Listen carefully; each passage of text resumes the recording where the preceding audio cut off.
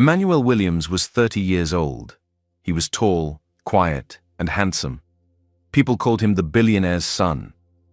He had everything anyone could dream of: expensive cars, a mansion in Abuja, a foreign education.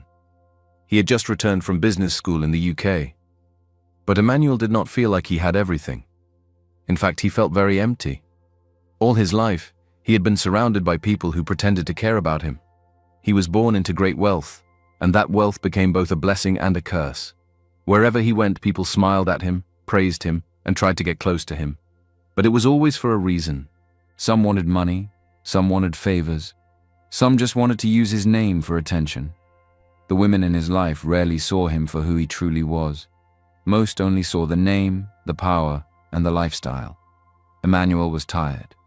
Tired of fake friendships, tired of gold diggers, tired of being judged for what he had instead of who he was. One quiet morning, Emmanuel stood in the large sitting room of his mansion. The space was quiet, peaceful, and filled with silence. He looked out the wide glass window at the busy city. He was deep in thought when his father, Chief Edward Williams, walked in. His father was the founder and chairman of Noble Rise Holdings, one of the most respected companies in the country. They sat down to talk. Chief Williams looked at his son with pride. "It's time," he said. Emmanuel looked up. "Time for what?" he asked. Chief Williams smiled gently. "I want you to take over Noble Rise," he said. "I'm getting old. I plan to retire soon. You are ready." Emmanuel nodded slowly but did not look excited. Instead, he looked his father in the eyes. "I want to join the company," he said. "But not as your son. Since I haven't been actively involved in the company, I might as well use my anonymity to my advantage." His father raised an eyebrow. "What do you mean?" "I want to see what Noble Rise really looks like," Emmanuel said. "Not from the top floor, from the bottom." Chief Williams sat back in his chair. "You want to go in without your name?" "Yes," Emmanuel said. "I want to feel what the workers feel. I want to see how people behave when they think no one important is watching. I want the truth." His father stayed quiet for a while. Then he looked out the window and spoke in a low voice. "There are things happening inside the company that trouble me," he said. "I've heard rumors, not small ones, serious ones. People talk about tribalism, elitism, corruption, sexual harassment, managers mistreating staff, people being fired unfairly. I don't even know who to trust anymore." Emmanuel listened carefully. "I've heard that too, so the rumors are true?" he asked. "I don't know," his father said. "But something is not right." Emmanuel stood up. He looked serious. "Then let me find out," he said. "Let me go in and see it for myself. I will not enter as Emmanuel Williams. I will become someone else." Chief Edward Williams looked at his son with concern. Emmanuel had just told him that he wanted to join Noble Rise as a cleaner to see the truth for himself. But it baffled him. His father leaned forward. "Are you sure you can do it?" he asked. "This is not an easy thing, Emmanuel.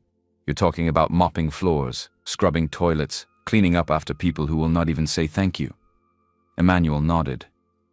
"I know it won't be easy," he said, "but I'm ready." Chief Williams shook his head slowly. "Why not go in as an intern?" he asked. "At least then you can see the daily operations without suffering." Emmanuel smiled. "If I'm doing this, I have to do it right. I want to be invisible. I want to be someone they won't notice. That's the only way I'll know who they really are." His father sighed and looked at him for a long time. "All right," he said finally. "But only you, me, and Samuel will know about this plan. No one else. Do you understand?" "I understand," Emmanuel said. The next day, the boardroom at Noble Rise headquarters was filled with top staff and directors. Chief Edward Williams walked in, calm as always. Everyone sat up straight. He stood at the front of the room and looked around. "I have something to announce," he said clearly. "My son will soon be joining the company. He will take over Noble Rise as I prepare to retire." As soon as he finished speaking, the room changed. People looked at each other. Some smiled. Some looked surprised. "So the CEO's son is coming. He must be proud. I heard he's very handsome. I need to change my hair. He probably won't even look at us." Whispers filled the hallways after the meeting. Some of the female staff began to plan their outfits. A few managers practiced what they would say if they met him. People expected a young man who would walk in like a king, a rich, proud prince. But Emmanuel was already getting ready in a different way. He stood in front of his mirror at home. He trimmed his hair very low. He wore an old shirt with small holes in the sleeve. He picked out a worn-out pair of trousers and bathroom slippers. He rubbed his hands with dust to look rougher. Then he looked in the mirror again. This was not Emmanuel Williams anymore. This was Emmy. He practiced his local accent. It was soft, quiet, and very different from how he normally spoke. That morning, Emmanuel Williams entered Noble Rise for the first time as Emmy, the new cleaner. He walked quietly to the front entrance, but before he could step in, someone shouted, "Hey boy, use the side entrance," said a tall man in a sharp suit. He had a shiny name tag that read Kevin Ocon. "This is not your place. You think you'll just stroll in like staff?" Emmy nodded and walked away without saying anything. His heart was beating fast, but he kept his face calm. Inside the building, cold eyes followed him. Some staff stared as he passed. No one smiled. No one greeted him. One lady shifted her chair as if to avoid him, like he is smelling or something. He was directed to the supervisor's office downstairs. That was where he met Janet. Janet looked at him from head to toe with disgust. "You?" she said. "You look like you've never even held a mop before." She laughed. "Don't waste my time, boy. You better not be lazy. If you're here to look for easy work, go back to where you came from." "Yes, Ma," Emmanuel said softly. Janet handed him a uniform. It was old and stained. "Put this on," she said. "You'll be cleaning floors, toilets, break rooms, and you don't get to rest unless I say so." Emmy nodded again. Later that day, while he was sweeping the hallway, Kevin walked past him again with two other managers. He looked at Emmy and laughed. "Look at this one," Kevin said loudly. "Even the mop is neater than he is. You better clean that floor, boy, or go home." The others laughed with him. Emmy bent down and kept working. He said nothing, but inside he was already learning. This was not just a job, it was a mirror. And very soon the mirror would show people who they truly were. Emmanuel got home late that night. His body was tired. His hands had blisters. His back ached from bending and lifting all day. He sat quietly in the corner of his room, staring at his dusty shoes. His clothes still smelled like bleach and toilet cleaner. There was a soft knock at the door. It was his father. Chief Edward Williams walked in slowly, closed the door behind him, and sat across from his son. "How was your first day?" he asked. Emmanuel looked at him and gave a tired smile. "It was rough," he said. "Most of the people don't even look at me. They talk down to me like I don't exist." His father nodded, listening closely. "Some of the managers are worse than I expected," Emmanuel added. "One of them even called me boy." "Are you okay?" Chief Williams asked. "I'm fine," Emmanuel said. "They look at me like dirt, but it doesn't shake me. I'm not there for comfort. I went for the truth, and I won't give up." The next morning came too quickly. Emmanuel wore his cleaner uniform again. He didn't bother with cologne. He packed no lunch, just a bottle of water and the same quiet courage he carried yesterday. At Noble Rise, no one greeted him. No one noticed when he walked into the staff area with a mop and bucket. He moved like a shadow through the building. He started with the toilets. He scrubbed them carefully, making sure everything was spotless. The smell of bleach filled his nose. He wiped mirrors and picked up tissues people had dropped on the floor. From there, he went to the offices. He swept around people's desks while they acted like he wasn't there. Some rolled their chairs away to avoid him. Some whispered behind his back and laughed when they thought he couldn't hear. As he cleaned near the HR department, he met her, Sheila Abang, the head of human resources. She was tall, proud, and always wore bright lipstick. She looked at Emmanuel like he was beneath her. Sheila took the remains of her lunch, half a plate of rice and bones, and dropped it on the floor near his mop bucket. "Pick that up," she said without looking at him. "That's what you're paid for." Emmanuel bent down and cleaned the mess without saying a word. Sheila watched him for a second, then turned back to her phone. "Cleaner with no energy," she said loudly. "I hope you're not just here for free AC." The people around her laughed. Throughout the day, little things kept happening. Someone left a broken mug on the floor and blamed him for it. A junior staff member told him to mop the floor again, even though he had just done it. Another one snapped her fingers at him like he was a dog. The worst part was not even the insults. It was the way they looked through him, like he was not even human. But Emmanuel kept working, quietly, patiently, watching, listening. Most people didn't even see him. But one person did, and she was about to change everything. The next day, Emmanuel arrived early. The building was quiet, the air was fresh, and the corridors had not yet filled with noise and footsteps. He wore his uniform again, the same rubber slippers. He pushed his mop bucket through the hallway like the day before. Another shift, another day of being invisible. By mid-morning, he was cleaning around the IT department. As usual, most people didn't notice him. Some turned their chairs away. One man even dropped his empty sachet of water on the floor right in front of him and kept walking. Then something different happened. A soft voice called out to him. "Hi." Emmanuel looked up slowly. A woman stood a few feet away. She had gentle eyes and a calm smile. Her name tag read Lillian Johnson. "I've been seeing you around recently," she said. "You're new here, right?" Emmanuel nodded, a little surprised. "Yes, Ma," he said quietly. "No need for Ma," she said, smiling. "I'm just Lillian." "What's your name?" "Emmy," he replied. "Well, it's nice to meet you, Emmy," she said. "I'm glad you're here." Emmanuel didn't know what to say. Nobody had spoken to him like this since he started. Not with kindness. Not like he mattered. Lillian looked around. Then she lowered her voice. "Don't mind the way some people act around here," she said. "They talk down to anyone they think is beneath them. It's not about you. It's about who they are." She handed him a bottle of cold water. "Here, you look like you need it." Emmanuel took it slowly, still unsure. He thanked her with a small nod. Later that day, while he was cleaning again near the back hallway, Lillian passed by and stopped. "I brought extra lunch," she said, holding out a small food flask. "You can have some. You're probably tired of eating plain bread." Emmanuel hesitated, then took it gently. "Thank you," he said softly. "I don't even know what to say." "Just eat," she said. "That's enough." They sat together on a bench outside near the back wall. She asked him where he was from. He made up a small story about coming from a village outside the city, trying to survive. She nodded, listening without judgment. "You seem smart," she said. "Don't let this place steal your spirit." Her words stayed with him long after she left. For the first time since he started, Emmanuel smiled genuinely. Someone had seen him, not as a poor cleaner, not as dirt, but as a human being. But while that small light warmed his heart, his eyes were still open. He was watching everything. He saw Kevin, the senior manager, walk too close to the younger female staff. He saw how Kevin laughed loudly with them, promised them things, then suddenly changed tone when they didn't laugh back. He saw Janet, the janitor supervisor, shout at an old cleaner because she forgot to clean a corner properly. She called her useless in front of the others, then made her mop the entire hall again while she stood and watched with her arms folded. Emmanuel saw how some staff whispered behind others' backs, spreading lies. He saw how the security guards were spoken to like animals.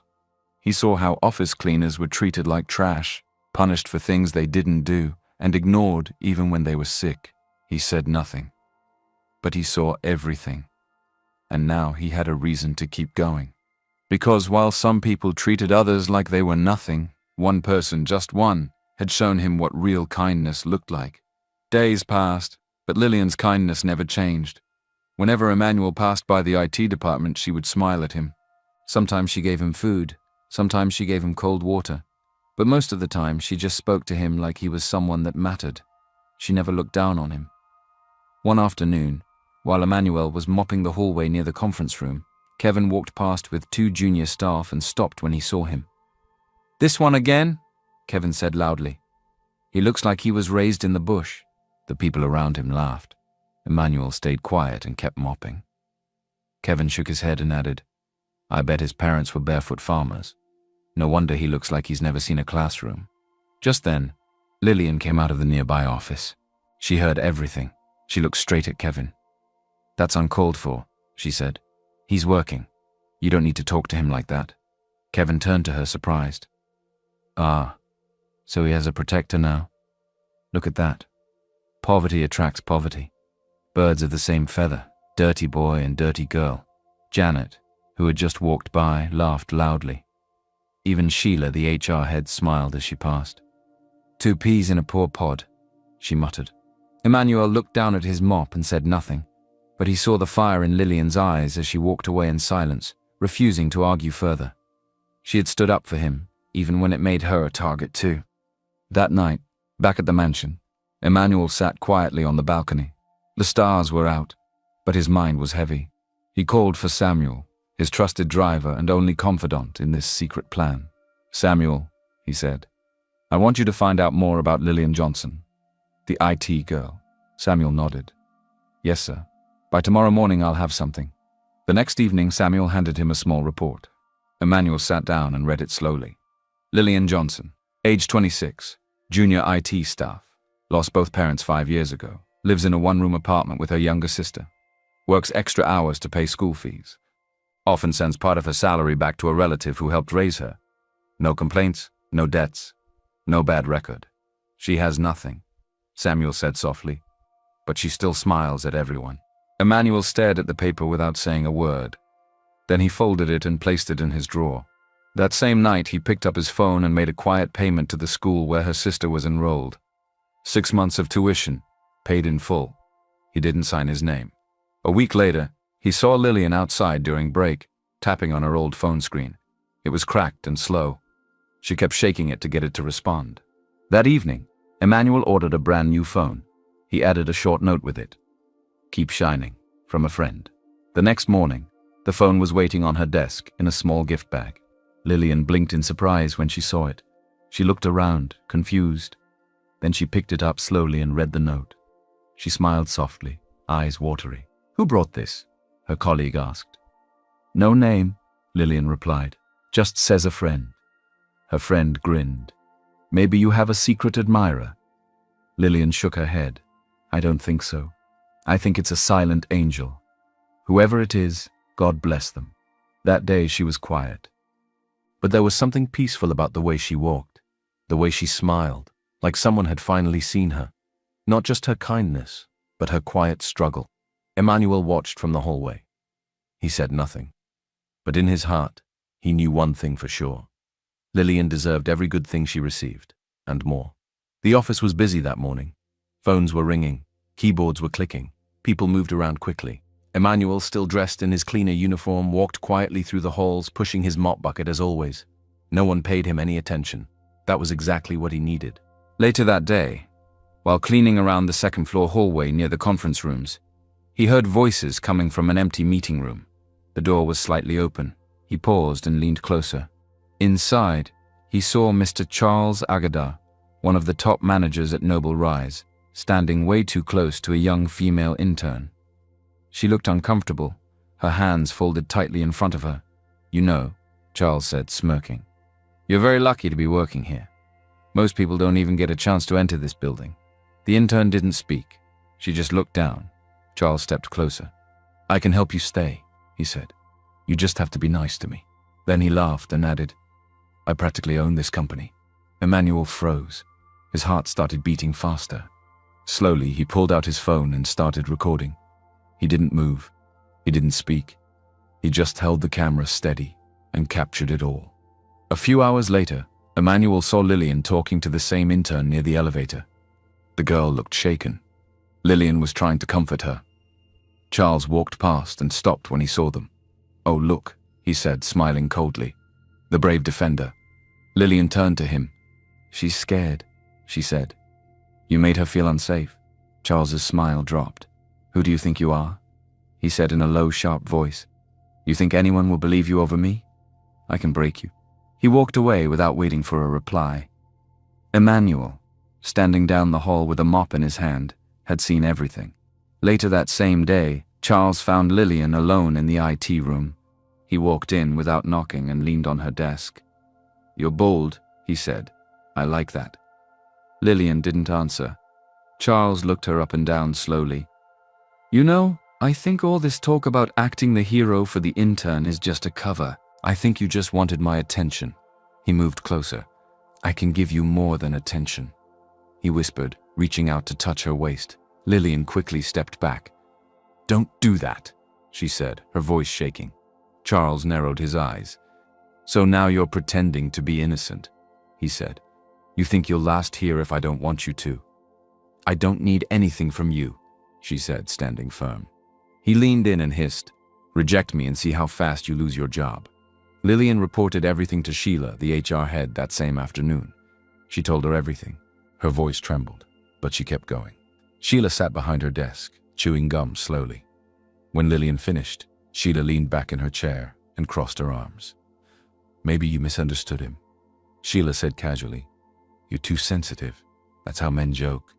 Lillian stared at her in disbelief. "Just be careful with your words," Sheila added, already looking at her computer screen. "You wouldn't want to make enemies where you work." Lillian walked out with tears in her eyes. Meanwhile, back in the lobby, Emmanuel was pushing his cart when Janet called him.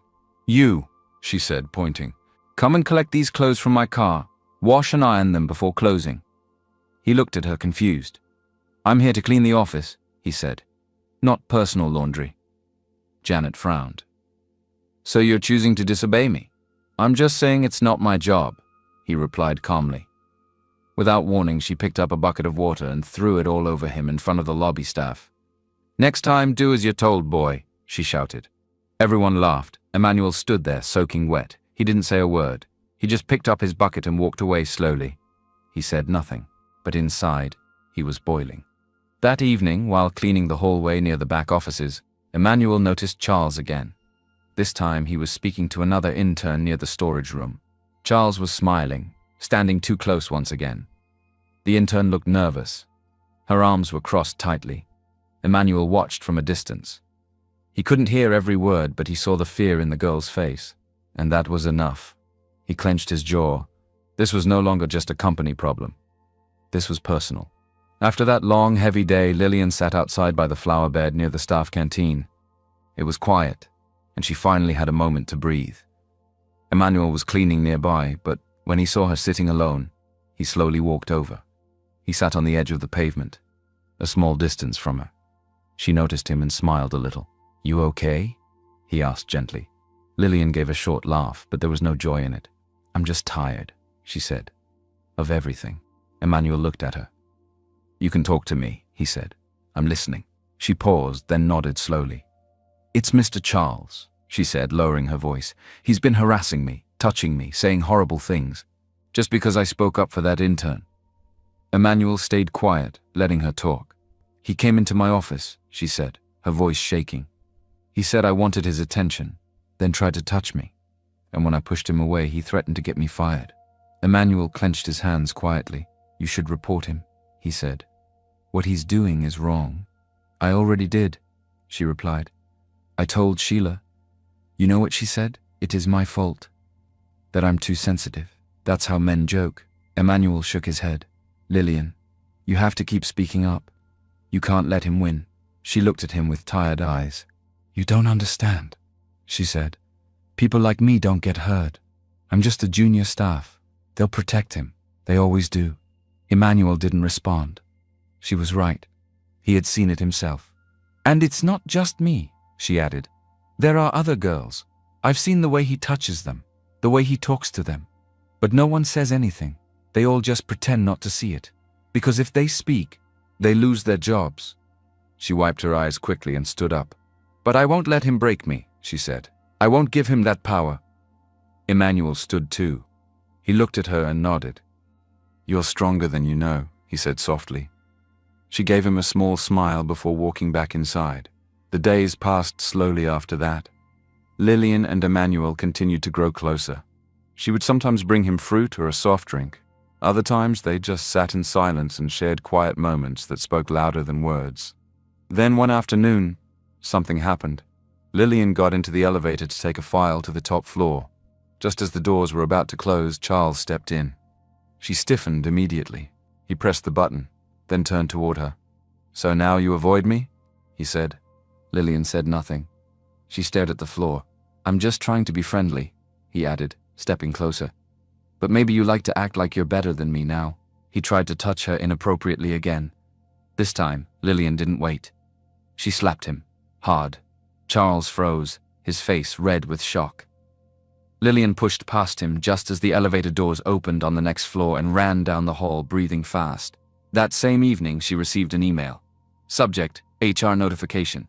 You are hereby invited to attend a disciplinary hearing regarding misconduct and aggressive behavior. Lillian sat at her desk in silence, holding her head in her hands. Her hands trembled. Her eyes burned. Emmanuel found her that evening, still sitting in the same spot. They're trying to suspend me, she whispered. Emmanuel said nothing. He simply walked away and pulled out his phone. That night, an anonymous email arrived in the inbox of the HR department, copied to the legal team.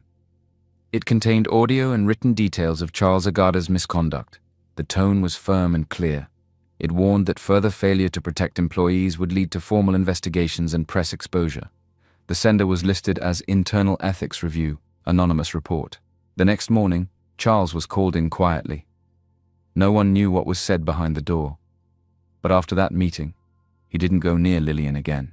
For now, he had backed off. But Emmanuel knew this wasn't the end. It was just the beginning. A few days later, a surprising announcement was made at the morning briefing. Lillian Johnson had been promoted. She was now the new project coordinator in the IT department. Along with her promotion came access to a new company apartment and a staff car. The news moved through the building fast. Some congratulated her politely, but most only whispered behind her back. In the break room, at the printers and in the hallways, the same words repeated over and over. How does a junior staff like her get promoted so quickly? She just came here yesterday. There are people who've been here 5 years and nothing. Then Sheila added her own voice to the noise. She must be sleeping with someone upstairs, she said with a smirk, always acting innocent, but look how fast she climbed. Kevin laughed loudly. It's always the quiet ones. Pretend to be humble, then you find them climbing beds to climb ranks. Sheila chuckled. And here I was thinking she was different. Tisk. Shame. The rumors spread like wildfire. Lillian heard them. She heard them in the lift, in the bathroom, even from the security post. She didn't reply. She didn't fight. But she felt it. The stares, the cold shoulders, the fake smiles that vanished the moment she turned around. Her heart felt heavier with each passing day. It was like her hard work meant nothing. Her kindness, forgotten. She began to walk with her head lower.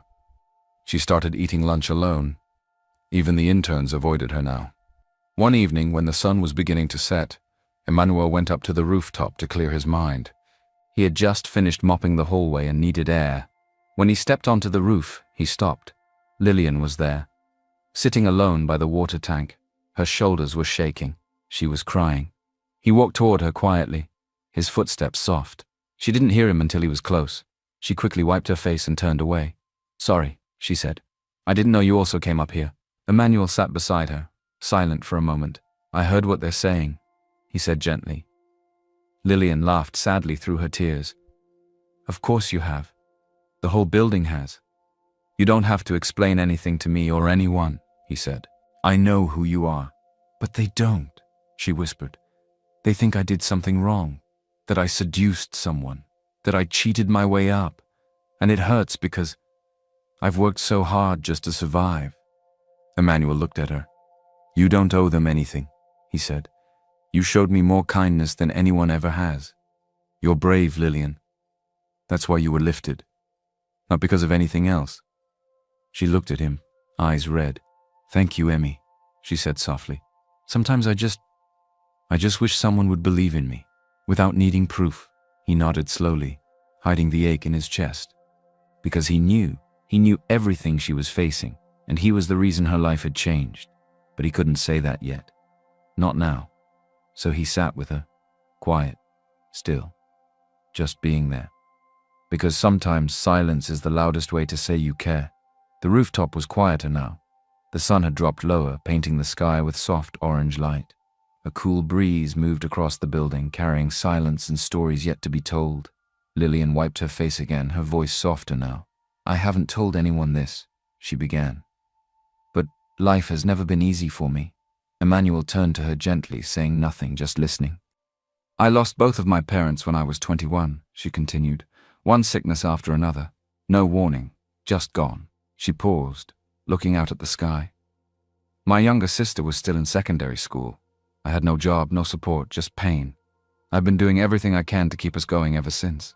Emmanuel listened quietly, his heart sinking with every word. I work during the day, she said. Freelance tech jobs at night.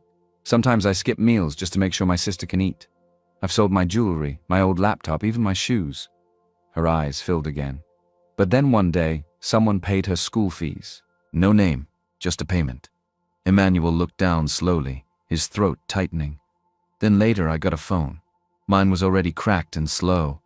But one morning I found a new one on my desk. No name again, just a small card that said from a friend. She gave a small laugh, full of emotion. I don't know who it is. I've prayed for them every night. I call them my silent angel. She looked at Emmanuel with a tired smile, and then the promotion came. Just when I thought things were falling into place, everything else came crashing down. Gossip, hate, judgment. All because something good finally happened to me. She looked down at her hands. Sometimes I wonder if I even deserve it. Emmanuel couldn't stay quiet anymore. His voice came low and sure. You deserve every good thing coming to you. Lillian looked at him. Her eyes searched his. Why do you care so much? She asked. You barely know me. He swallowed hard. His mind raced. His heart ached to tell her the truth, to say I'm the one who helped you. I'm the reason you're standing here. But instead he looked at her and spoke carefully. Because you're the only real person I've met here. Her face softened. No one else has treated me like a human being. Not since I started here, he said. They call me a poor local boy. They laugh at me, step over me like I'm nothing. But you looked at me. You listened. You cared. She smiled faintly, wiping her eyes again. Maybe that's because I know what it feels like to be invisible. And I also know everyone is important no matter what family they are born into. They both sat quietly, the silence deep and full of meaning. He looked at her and knew in that moment he had already fallen in love with her. Not because of her smile, not because of her kindness, but because of her strength. And now, he didn't know what scared him more. The truth she didn't know about him, or the fear that, if she did know, she might walk away. Emmanuel walked back downstairs after his quiet rooftop moment with Lillian. His mind was full. His heart was heavy. He kept thinking about her words, about the pain she carried, and how he had never expected to care for anyone this deeply. Falling in love was never part of the plan. He came undercover to uncover the truth, to fix his father's company, not to lose his heart to someone who still didn't know who he really was. He was lost in thought when one of the janitors tapped him on the shoulder. HR is asking for you, the man said. Madam Sheila said you should come to her office now. Emmanuel nodded, wiping his hands on his uniform. His mind was still upstairs with Lillian, but he pushed the door to Sheila's office and stepped inside. Sheila sat behind her big glass desk, wearing a bright red blouse and heavy makeup. She didn't look up immediately. She kept clicking on her phone until she finished her message. Then she looked at him and smiled in a way that made him uncomfortable. Close the door, she said. He did. She leaned back in her chair and crossed her legs. So Emmy, right? She said. That's what they call you? Yes, Ma, he answered, standing straight. She looked him up and down slowly. You know, you're too handsome to be pushing a mop around this building. He said nothing. She smiled wider. Honestly, you don't belong down there. You should be somewhere better. With someone better. Emmanuel kept his face calm, but his hands were tight at his sides. I can help you, Sheila said, her voice lowering. I know people. I can move you up. Office assistant today, personal assistant tomorrow. Who knows, even more. She stood up now, walking slowly toward him, rubbing his hands seductively. You and I, we could change your life. Emmanuel took a small step back. I'm fine where I am, Ma, he said firmly. She raised her eyebrows. Are you saying no to me? He nodded once. Yes, Ma, respectfully. Her face changed quickly. The smile vanished. Of course, she said, turning back to her chair. Of course you'd say no. I should have known. She sat down, her tone turning cold and sharp. I have seen the way you hang around Lillian. You think she's special? You think that one is clean? Emmanuel's chest tightened. She's not what you think, Sheila continued. Always acting innocent. She's been sleeping her way up. You think that promotion came from hard work? Wake up, boy. He stepped forward slightly, his voice low. "You shouldn't speak about her like that." Sheila rolled her eyes. "I'm HR. I know everything that happens in this company. And I've seen her type before. Soft voice, big eyes, full of tricks. You'll learn the hard way." Emmanuel said nothing else. He turned around and walked out of the office, but inside his blood was boiling. He walked down the hallway without looking at anyone. His fists were clenched, his jaw was tight. He wanted to scream. He wanted to tell her who he really was, to fire her right there and then. But he didn't. Not yet, because Judgment Day was coming, and when it arrived, nobody would be spared. The next morning felt different. The sun still rose, people still clocked in. But Emmanuel's heart was heavy. He was quiet, focused, watching. He knew the time was near. He had seen enough. But there was still one more storm to pass. While sweeping the hallway near the executive wing, he heard Janet's sharp voice behind him. "Emmy!" she barked. "You missed a spot, or are you already tired for the day?" He turned back quietly and swept the corner again. Kevin passed by and smirked. "Ah, our celebrity cleaner. Still holding that mop like it's a staff of honor." Janet laughed. "You should thank us for giving you purpose in life." Emmanuel said nothing. He kept sweeping. Lillian came out from a side office and saw what was happening. She walked straight up to them. "That's enough," she said. "You can't keep talking to him like that. He's working, and he's a human being. Treat him like one." Kevin rolled his eyes. "And here comes his bodyguard." Janet folded her arms, always defending the poor. Maybe it's true what people say. Then, from behind, Sheila walked in. She looked at the group and narrowed her eyes at Lillian. "You again?" Sheila said. Still trying to be the office saint, Lillian stood her ground. "If speaking up for someone who's being mistreated makes me a problem, then yes, I'm proud to be one." Sheila walked up slowly and slapped Lillian across the face. "How dare you talk back at me, you poor dirty little thing?" Sheila shouted. The sound echoed through the hallway. Kevin laughed out loud. Janet chuckled and shook her head. Emmanuel froze. That was it. The last line had been crossed. Without saying a word, he dropped the mop, walked over to Lillian, and gently took her hand. She was holding her cheek, shaking, but she looked up at him, confused. "Come with me," he said quietly. He didn't wait for her response. He just held her hand and walked out of the hallway, past the stairs, past the whispers, past the fake smiles. He didn't say anything to Sheila. He didn't look back at Kevin. He didn't even speak to Lillian. He was done. The mask had stayed on long enough. It was time. As the door closed behind them, Janet scoffed. "Good riddance to bad rubbish." Sheila snorted. "Let them go. The company just got cleaner without a cleaner." They both laughed. They had no idea. Their time was already up. The following day began like any other. Staff came in and sat at their desks. Emails flew back and forth. The scent of coffee filled the air. But by mid-morning, something changed. Word spread like fire. The chairman was in the building. Chief Edward Williams had arrived without warning. His black official SUV rolled up to the front entrance. Guards stood straighter. Staff rushed to fix their shirts and smooth their hair. The elevators were held open. The entire building shifted into panic mode. "He's here," someone whispered. "Why today?" "I heard he's going to announce the new CEO." "No one comes like this without a reason." Everyone started guessing. "It's definitely Mr. Charles," someone said. "He's been preparing for this day," others argued. "No, it's the CEO's son. I heard he just returned to the country, a handsome billionaire." While they speculated, Charles adjusted his tie 3 times and practiced a smile in the mirror. He stood taller. Today, he believed, was his day. Meanwhile, Sheila reapplied her lipstick, and Janet made sure she was close to the conference area, just in case names were called. People who had never spoken to each other before suddenly became friendly. Staff who barely noticed the cleaners now offered weak smiles to every janitor who passed.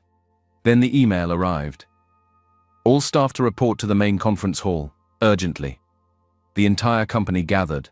The hall was full, standing room only. Chief Edward stood at the front, calm, still, strong. Behind him stood members of the board. No one smiled. The room was heavy with suspense. Chief Edward took the microphone. "Thank you all for coming," he said. You could hear a pin drop. For some time now, he continued, I have been watching this company, listening, observing, and I came to a decision. Murmurs began. Charles stood straighter, ready. Today, the chairman said, I want to introduce someone, a man who has walked among you these past few weeks. Heads turned. Whispers started again. He raised his hand to silence the crowd. He has been insulted, mocked, ignored, and humiliated. And yet he did not complain. He watched. He listened. And what he saw opened all our eyes. He paused. Please welcome my son, Emmanuel Williams. Gasps filled the room. The side doors opened, and in walked a tall, handsome young man in a dark blue tailored suit, his hair trimmed neatly, his walk calm and firm. It was Emmy. Only now he wasn't holding a mop. He wasn't wearing rubber slippers. He was the heir. Janet's eyes widened. She sat down heavily in the nearest chair, speechless. Sheila's mouth fell open. She blinked fast like she had seen a ghost. Kevin took a small step backward and nearly tripped. Mr. Charles stammered quietly. That can't be. No, this is a joke. The staff were frozen. No one moved. Some began whispering in fear. Others looked away, ashamed. Emmanuel stood beside his father, silent for a moment. His eyes moved across the crowd, calm but focused. He had been the cleaner. He had been the shadow. Now, he was the storm. And no one in that room would forget this day. All eyes were fixed on Emmanuel as he stood beside his father. No one spoke. Even breathing seemed softer. Then Emmanuel stepped forward and took the microphone. For weeks, he said calmly, I worked here as a cleaner. Many of you walked past me. Some of you insulted me. A few tried to destroy me. He paused, letting his words sink in. I saw who you really are when you thought I was no one. The room remained silent. Not a single phone buzzed. Not a single paper rustled. Emmanuel turned to one of the board members who handed him a small speaker and his phone. He pressed play. Charles's voice filled the room. I own this company, the recording said. You just have to be nice to me. Warm my bed. Then came the threats, the mocking, the moment Charles cornered the intern. Gasps echoed across the hall. One board member looked down, shaking his head in disgust. Another recording followed, Charles threatening Lillian. As the final recording ended, Emmanuel looked straight at Charles. For sexual harassment, abuse of power, and theft, Emmanuel said, you are hereby fired from Noble Rise Holdings. Security officers stepped forward. Charles tried to speak, but nothing came out. His hands shook. One of the officers leaned in and whispered something to him. Charles's face drained of color. He was not only being fired, he was being arrested. He had been under investigation, and today, it ended. He was escorted out in handcuffs. The room watched in stunned silence. Then Emmanuel turned to Kevin. For spreading false rumors, for public mockery, and for enabling a toxic work environment, you are hereby dismissed. Kevin's face turned red. He tried to open his mouth, but no one was listening. Then Emmanuel turned to Sheila. For failing to protect female employees, for gaslighting victims of harassment, and for abusing your power, he said, you are also dismissed, effective immediately. Sheila stood frozen. She didn't argue. She just looked down. Finally, Emmanuel looked at Janet. For mistreating the janitorial team, for humiliating workers, for throwing water on a fellow human being, Janet looked up, shaking. You are hereby demoted to assistant janitor and placed under compulsory retraining in ethics and emotional intelligence. She opened her mouth and then closed it again. Emmanuel looked her in the eye. Respect is not for the rich. It's human. Let this be a lesson for you all. The crowd stayed silent. Then Chief Edward Williams stepped forward beside his son. He placed a firm hand on Emmanuel's shoulder. I could not be more proud, he said. Today, leadership passed from my hands to his, and I have no doubt it is in better hands than mine. Father and son embraced in front of everyone. The applause started slowly. One clap, then two, and then it filled the room. Not forced, not fake. Real. Outside, employees began to whisper again. But this time there was no gossip, no malice, only admiration. Maybe he's not what we expected. He saw everything, and still chose kindness. A new era is here. And it was. The storm had passed. And the sun was finally shining on Noble Rise. The air in the conference hall was different now. The fear had lifted. The tension had broken. But what remained was a deep silence, one of reflection, one of truth. Emmanuel stood before the staff, still holding the microphone. He looked around the room at faces that now saw him clearly, not as Emmy the cleaner, but as Emmanuel Williams, the man who had walked among them, seen their actions, and felt their attitudes. He took a deep breath. "I came here not just to lead Noble Rise," he began. "I came here to understand it. Many people in this company are excellent at their jobs. Many are hardworking, honest, and loyal, but they were being ignored, mistreated, and silenced." He paused, his voice steady and sincere. "Respect is not something reserved for those with fancy titles or corner offices.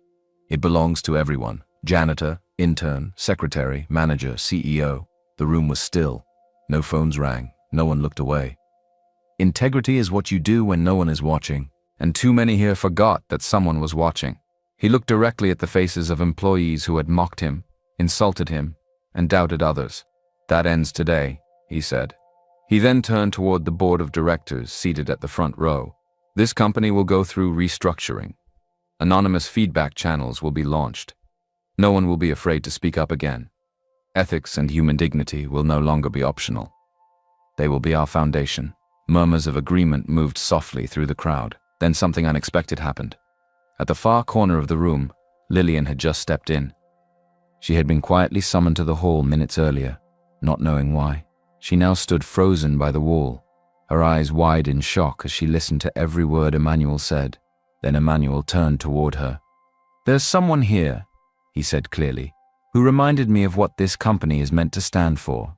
Lillian blinked in confusion. She is someone who, even in her own personal pain, showed kindness. Not just to me, but to everyone she could. She didn't help me because she thought I was important. She helped me because it was right. And even when others mocked her for it, she stood firm. Lillian's hand slowly moved to cover her mouth.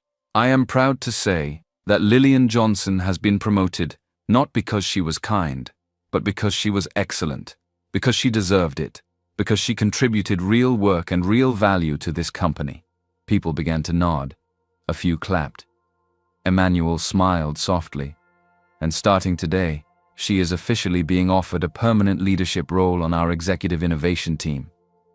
Lillian's hands trembled. She took a small step forward, stunned. For a moment she couldn't move. He looked at her gently. "You may not have known it then, Lillian," he said, "but someone was watching, and I saw everything." The entire room stood and clapped now, not because they were told to, but because it was right. Emmanuel raised his hand slightly, and the applause quieted. "And I promise you," he continued, his voice filled with strength, "every other staff member who has worked with integrity but gone unnoticed will now be seen. The days of silent suffering are over. From this day forward, we rise together, or not at all." The room erupted. It wasn't noise. It was a release, a beginning, a healing. And from the side of the stage, Lillian stood wiping her eyes, watching a man she had once called Emmy become everything she never imagined. She didn't know where things between them would go next. But one thing was sure, everything had changed. And for the first time in a long time, it had changed for the better. Later that day, the sun had set over Abuja. The Noble Rise building was quiet now. The halls that had been filled with whispers and tension just hours ago were now still, peaceful. In a private rooftop restaurant reserved for special guests, a table for two had been set. The lights were soft.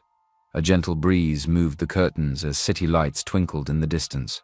Emmanuel stood near the table, waiting. When Lillian stepped out of the elevator and onto the rooftop, she paused for a moment. She looked different tonight. Not because of her dress or the way her hair framed her face, but because for the first time, she was standing in a world that had finally recognized her worth. He walked up to her slowly, holding out his hand with a quiet smile. "Thank you for coming," he said. She took his hand gently. "I wasn't sure what this was," she said softly. "I owe you an apology," Emmanuel said, guiding her to the table. "For everything. For not telling you the truth. For letting you think I was just a cleaner when I was, well, me." She looked at him with calm eyes. "You may have been hidden," she said, "but your heart was always visible." He blinked, surprised. "You're not angry?" She shook her head gently. "No. You never lied to hurt me. You were looking for something real. And you found it. So did I." There was a pause. A soft moment of silence where they just looked at each other. "I also know now, though I couldn't have guessed it before," she added with a small smile, "that you paid my sister's fees, that you gave me the phone, the flowers. You were the one who changed everything for me." He smiled shyly. "You figured that out? I'm not blind." She laughed quietly. "And you might just be that hidden angel after all." He laughed too, then grew quiet again. "I didn't plan for this," he said. "I came undercover to fix the company, to find the truth. I never expected to feel something. But Lillian," he looked directly into her eyes, "I've fallen in love with you." She looked at him for a long time. Then she smiled softly. "I feel the same," she whispered. "I don't care if you're Emmy or Emmanuel Williams. I only care about who you are. And I know who you are. You are the person who comforted me when I was at my lowest." He reached for her hand. She didn't pull away. Slowly, gently, he leaned in, and she met him halfway. Their lips touched in a quiet kiss. There were no fireworks, just peace, and a promise without words, that even after all the lies, masks, and pain, they had found something real. Months passed. The dust had settled at Noble Rise, and the company felt like a new place. Gone were the whispers, the fear, the favoritism. In their place were fairness, structure, and respect. People greeted each other differently now. They walked with heads higher, not because of power, but because of dignity. And through it all, Emmanuel and Lillian were still quietly growing together. They kept their relationship private at first. No grand announcements, no office gossip, just shared moments, late dinners, walks through gardens, quiet laughter on long drives, weekends at the beach, barefoot in the sand, far away from the world that once judged them both. Emmanuel was still leading Noble Rise, but this time with a heart shaped by truth and love. And Lillian? She was blooming. In her new role on the executive innovation team, her ideas were shaping real change. Her confidence had returned, not because someone gave it to her, but because she earned it. Then came the day he had been waiting for. The sun was just beginning to set at a quiet beach. The sky was orange and gold. The waves kissed the shore gently, and the breeze was warm and soft. Emmanuel led her down to the sand. Just the two of them. No cameras, no crowd. He paused near a small setup. Candles, a white cloth, and seashells arranged in a circle. She looked around, confused. Then he turned to her. "I came undercover to this company to find out who people really were," he said. "To see if Noble Rise still had any truth left in it." He reached into his pocket and pulled out a small box. "But I found something more than truth. I found something greater than any policy, any promotion. I found you." Her eyes filled with tears. "I didn't know love like this existed," he said, "but you showed me." Then, with the ocean behind him and the future in front of him, he knelt down. "Lillian Johnson," he said softly, "will you marry me?" She was crying before he finished the sentence. Her hands covered her mouth. Then she nodded through her tears and whispered the only word he wanted to hear. "Yes." He stood, placed the ring on her finger, and they embraced as the sun dipped below the water. Back at Noble Rise, change continued. Strict harassment and tribalism policies were now in full force. An anonymous complaint system had been launched. Monthly ethics training was now part of every department. Emmanuel led with transparency and heart. Lillian, by his side, brought the voice of the people into every boardroom meeting. Together, they didn't just lead, they transformed. At the company's annual staff summit, Emmanuel stood on stage to give the closing speech. The crowd was silent as he looked across the room. So many faces, so many stories. Then he said, "Character is who you are when no one is watching. This company will reward that, nothing else. We will rise together or not at all." The room filled with applause, not out of duty but out of belief. Noble Rise had become more than a company. It had become a family. And for Emmanuel and Lillian, what started as a test of loyalty ended with the discovery of something priceless. Not just a better company, but a love that had survived silence, judgment, and masks, and came out stronger on the other side.